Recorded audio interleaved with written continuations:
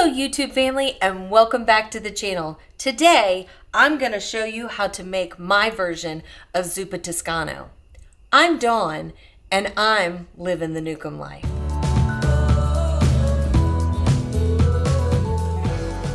So this version is low carb, but if you didn't know it, you wouldn't know that it's low carb. Right. It is absolutely amazingly delicious. The flavor in this is unmatched from any other version that I've had, whether it be from Olive Garden or anywhere else. The flavor absolutely pops. Yeah, so much so that my son-in-law and daughter messaged me this week and said, hey, can you send me that recipe because we want to make it. So, and they're not doing low carb. So this recipe is suitable for everyone and you're going to love it. Okay, to get started, we're going to go ahead and dice up our bacon. What I do is I actually fold my bacon over like this. I'll take my knife and just cut it into small pieces. You want it kind of small like this. Dice it all up, and it's fine to be the size of a strip of bacon, you know, like the short width of the bacon. But we want it in like about 1/2 inch pieces. And then when I get down to the end where I folded it over, I'm just unfolding it and cutting it right down the middle. So I'm going to go ahead and put my sausage. This is mild ground Italian sausage. I'm going to go ahead and put this in my pot. And then I'm going to add in my diced bacon to the pot so that we can brown the sausage and cook the bacon. And we're going to go ahead and toss our bacon in here. So you basically just want to brown everything in the pot. Takes a few minutes. This will give us an opportunity to peel our turnips and dice our onions and get ready for the next step. How fine you cook or cut the onions depends on your taste. But when I make this, I really don't want the onions to be like big chunks. I do have family members that don't care for the onions as much, but they like it in the soup.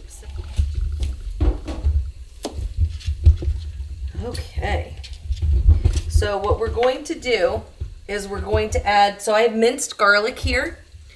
This minced garlic, I just use jar garlic, but you can most certainly use cloves of garlic and mince them to put in your soup. So we're going to add our garlic to our sausage and bacon mix, and it is nice and brown and cooked. And we're going to add in our onion that we just diced. Okay, so what we want to do is we want to cook the onions until they get translucent, till they're getting soft. So we're going to go ahead and cook this down just a little bit more. Okay, so if you've never peeled a turnip before, it's kind of like a large radish, and you peel it just like a potato. You're going to take off just the outer skin of the turnip, and you'll see it almost looks like a potato on the inside too, except it's really white. Now, in case you've never done or prepared a turnip before, they have a top on them. It's a turnip actually looks a lot like a beet or a radish. They have a lot of greens that come off the top, and this is the crown where they come out of. You need to cut that off. So you basically just take it and cap the top, and you have a fully white turnip. Some turnips have a little bit of purple in them. Don't let that startle you. And then we are going to wash our turnips just like you would with a potato and get them cut up. What we're going to do is just kind of cut them in half, and then we want to slice them relatively thin. It's probably about 1/8 of an inch, maybe a 1/4 of an inch, but try to get them as close to being the same width as possible so that they all cook at about the same pace. But you don't want them, because obviously this is a soup, you don't want them to be real big. You know, you want them to kind of fit on your spoon, and they kind of fall apart a little bit, which is nice.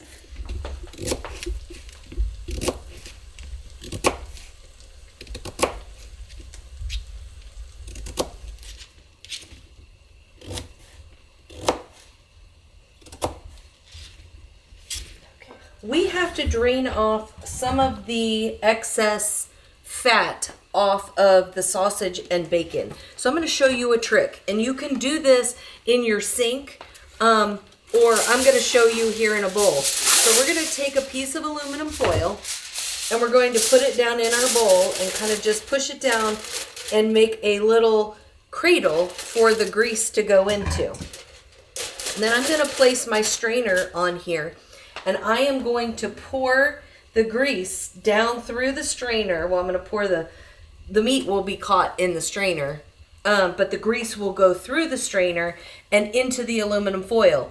And then you can let the aluminum foil sit there and cool, and then you can just ball it up and throw it in your trash. That will prevent you from having any type of drain blockage from grease going down your kitchen sink. You never want to put grease down your kitchen sink. Okay, so this is looking great. We're going to go ahead and pour off the grease. This particular batch does not have a whole lot of grease in it, but just so that we can get off any excess, we're going to go ahead and strain it. I guess it all depends on how greasy the sausage is and the bacon that you use, because I didn't add anything to the pot to cook it. Okay, so easy peasy, not a whole lot of grease, but every little bit that we take off helps. Now we are going to add our chicken broth. This just is regular chicken broth. And guys, the recipe will be linked in the show notes below so that you can make this. Trust me, your family will love it.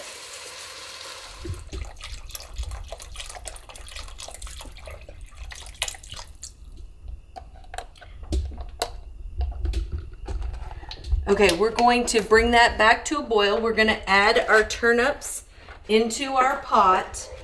And essentially what we're doing now is we are cooking the turnips. If you want it, so in my opinion, it creates a tremendous amount of flavor adding the turnips to this. But you can most certainly use potatoes. But in my opinion, I think the turnips actually enhance the flavor of this soup. So we're going to go ahead and bring this back up to a boil and let these boil until they're soft. It usually takes about 10 minutes, but I think it depends. Turnips, some are a little bit harder than others. And so the best thing to do is to just test your turnips. You can stick them with a fork. You can take one out and taste it. Okay, so while we're waiting for our turnips to soften in our soup, I'm going to go ahead and start cutting up our kale. Now, a little trick to remove, because you want to remove the stalk out of the kale. So what you do is you just take your hand and kind of run down the stalk of kale, and it will remove the stalk in the middle. This is really hard to eat. It's real chewy. We're going to chop this up so it's a little bit smaller, because obviously if you're eating soup, you don't want to pull this out with your spoon. Chop it as fine as you think you would want it to be in your soup.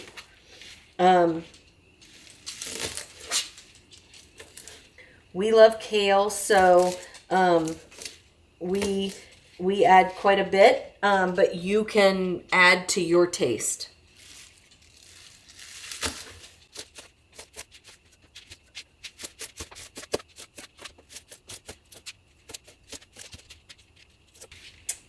Okay. Well, our timer just went off. We've cooked our turnips or our soup for 10 minutes, but our whole goal is to get the turnips cooked.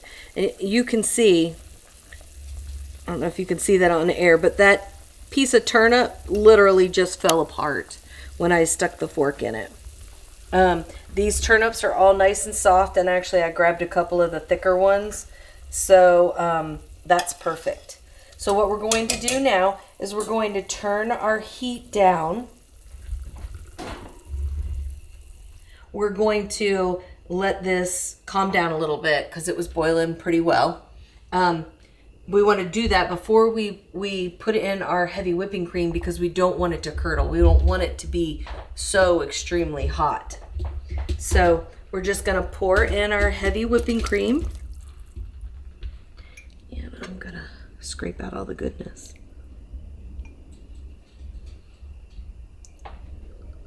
And then we're going to give it a stir. Guys, it's looking so good. Look at that. And then all we have left to do is add our kale. Now we don't want to bring this to a boil now that we've put the heavy whipping cream in, or it will curdle. So we're just going to add in our kale and we're going to give it a stir. And the heat from the soup is going to cook our kale. And you know, you want it soft, but you don't want it squishy. So not being able to boil it is really no big deal. So we're going to get this all stirred in so that our kale can kind of wilt, I guess is the best way to put it. And guys, that is it for our soup. You can serve this in a nice big bowl with some extra crispy bacon bits or some Parmesan cheese. It's fantastic. So guys, that is how you make Zuppa Toscana, low carb style. It tastes delicious. Even if you're not doing low carb, try this recipe. You will love it. I think it's time for a taste test.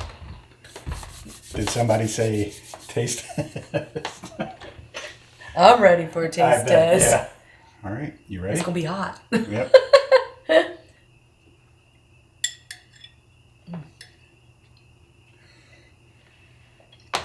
So you can really smell the sausage and the bacon in there, and the cream. It just has so much flavor. Oh my gosh. So delicious. Oh my gosh. That flavor pops big time. Yeah, it is delicious, guys. You have to try this recipe. Super easy. One pot, really. Make everything in one pot. The only other thing is just cutting boards and knives and maybe a measuring cup or two. If we weren't videoing it, it would have taken, what, 30 minutes? Maybe 30 minutes, yeah. To make it, so real quick and easy. Low carb friendly. The flavor absolutely pops. I don't know what it is. Like, even when you get this at the Olive Garden, they put potatoes in it. Yeah. And it's not bland, but it doesn't have this flavor pop at all. It's just delicious. It is absolutely, absolutely amazing. If you guys make this and you try it, let us know, because we would really like to know what you guys think, whether you made it with potatoes or turnips, and let us know what you guys think. But we hope you guys like it. Yeah. If you like this video, give it a thumbs up. Don't forget to hit that subscribe button. It's free, and it really helps our channel grow. And hit that notification bell so you're up to date on all of our upcoming videos. But thank you guys so much for watching, and we will see you on the next one. Bye. Good. The turnips are amazing. Hello YouTube family, welcome back to the channel. On today's video, Dawn is going to whip up her version of Zuppa Toscana soup. But this version is keto friendly, and we're going to...